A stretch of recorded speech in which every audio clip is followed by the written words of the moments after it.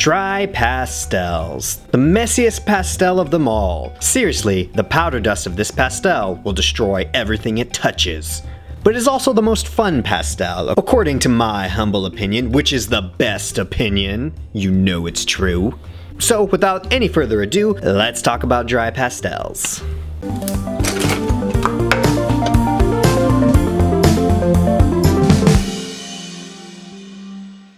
Yes, dry pastels are my favorite of the two pastels because of its more schmearability? That's a word. Meaning it blends better. To me personally, I think it blends better than oil. So much so that you have to fix the pastel, the dry pastel, with some sort of medium. Otherwise, if you lift your paper up, all the dust will, not all of it, but most of it will just fall off at any given time. So its blending is a lot better. So now there are two types of pastels. There's soft pastels and hard pastels. Usually the soft pastels are these big, kind of like clunky looking, and the harder ones are smaller, more sleek. And the difference between is obviously, like the name suggests, the softer ones are softer, so it breaks apart easily, and the harder ones are more compact, so it's easier to draw lines with. They won't break apart. Now, because I like dry pastels, I have the more expensive kind, the Prisma.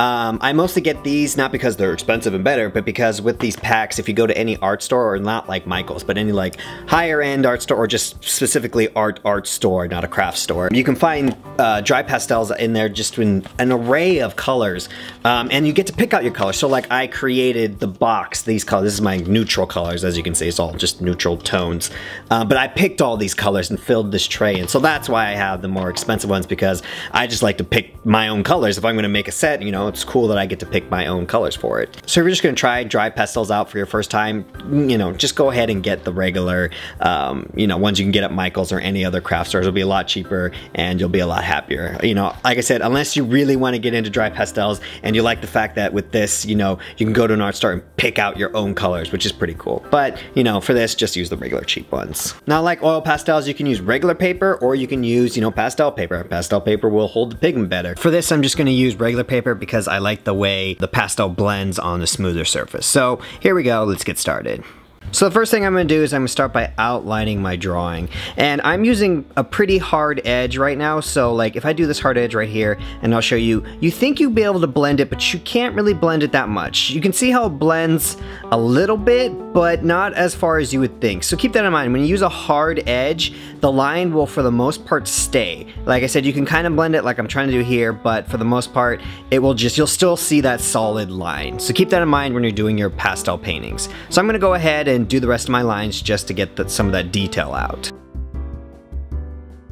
And then once I'm done, I'm going to use the side of the pastel, and I'm just going to kind of scratch in some color. I'm doing it very lightly, not as hard, obviously, as you can see here, as a line drawing. So I'm just going to put that color and block out, you know, a good section of color. I'm going to use two colors to help blend, and then I'm going to take my finger, and I'm going to start blending the colors. Now, you'll notice this, you know, you can still see a lot of the white paper through. That's okay. This is just our first layer. We're going to do a lot of layers. Like a painting, you're going to do a couple of layers. And how many layers? Well, I mean, it's up to you. Depends on how many layers you feel you need. So again, I'm going to start on my second layer, and I'm going to do kind of the same thing. I'm going to put on some pigment, scratch it on, you know, where I want, using different colors, because again, I feel like when you mix different colors, when you blend, it just always looks a lot better. So I'm gonna go ahead and do the exact same thing. I'm gonna put some color down, use that second color, just like I said, and then I'm gonna come back again with my finger. Try to keep your fingers clean, you know, keep a wet napkin nearby, so you don't, you know, muddy up the color. And I'm gonna go ahead and blend it again, just like I did before. And as you can see, just right here, the color's coming out, you know, a lot nicer, a lot thicker. You don't see the white paper underneath.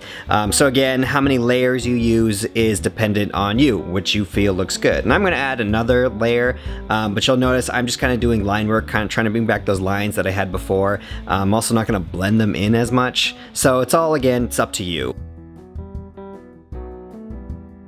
There's a kneaded eraser if you make mistakes like on the edge here. I have some coming over into the next part. You can use a kneaded eraser to kind of, you know, lift up the pastel. It won't get it completely off, but it'll get most of it off.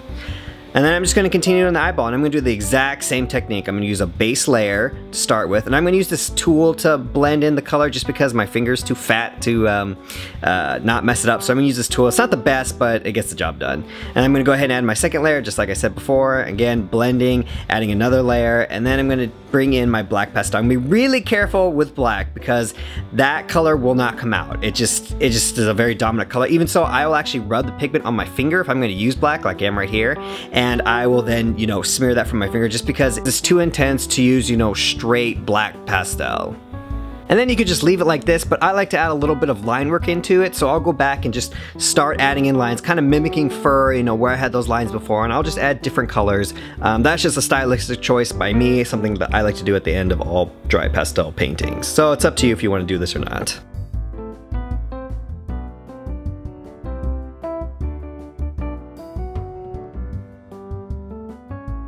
And then there's the other side of this painting, which is going to be more of a neutral skin tone, which again, I'm going to do the exact same thing I did before. I'm going to start to outline, and then I'm going to add my base layer, scratch in some color, and then I'm going to blend it all in. I'm going to go back for a second layer, do the same thing, add more outlines, add more color in there. Again, blend it all in there. It's pretty redundant. That's pretty much what you're going to do. You're going to add some color, you're going to blend it, or you're not going to blend it. Or you're going to add some lines, and you're going to blend those lines a lot, or you're not going to blend them at all. And so it's pretty much up to you, but that's pretty much the basis of dry pastels. It's kind of like painting, that's why they call it pastel paintings. It's you do layers. You start with your base layer, and then you just build upon that layer with more layers. And again, how many layers do I do? Well, that's up to you. It depends on what you like and when you feel it's completed.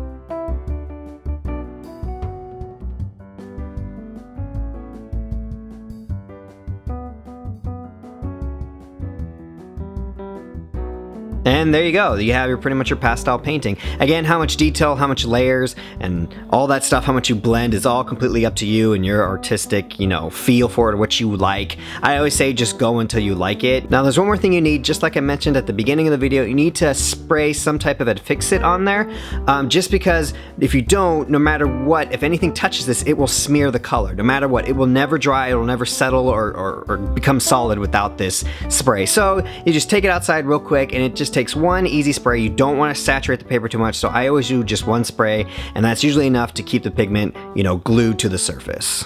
And that's pretty much dry pastels. Now, like again, it's very similar to oil pastels, except for, like I said, I highly recommend you get a fix-it, because I've had drawings where I didn't do that, and they sat for years, and then I picked them up, and it just, all the pigment fell off. So if you're gonna do dry pastels and you wanna keep them like they are, or you just don't want them to get dust everywhere, which I don't know why you wouldn't want that, but just get the fix-it. It's cheap, you can get it at a craft store, and just spray it once or twice if you want, and then it'll be adhered to the paper. Thank you for watching. I hope you found that informative, and I hope you're encouraged to at least try dry pastels. As always, please subscribe. Also, if you want me to do any other tutorial on anything art-wise, just leave that in the comment section below, and I'll get to it as soon as possible.